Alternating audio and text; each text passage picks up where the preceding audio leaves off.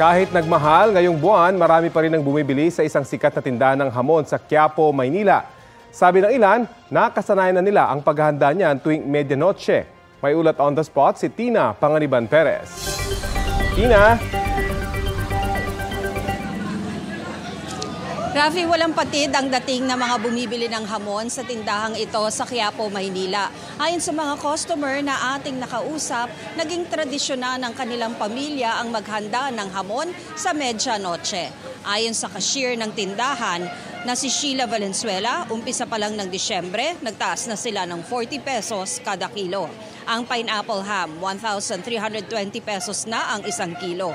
Ang sliced Chinese ham, 1,880. Ang bone-in ham, 1,760. Ang deboned ham, 1,660. Habang ang scrap ham, 1,640. Ang mga gustong makatipid, pumipili ng hamon na mas magaan ang timbang o kaya ay bumibili ng 1/4 kilo lang.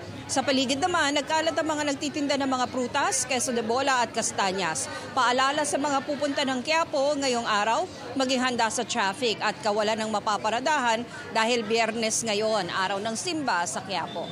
Rafi? Maraming salamat, Tina Panganiban Perez.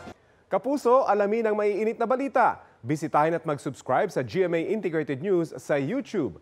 Sa mga kapuso abroad, samahan nyo kami sa GMA Pinoy TV at sa www.gmanews.tv.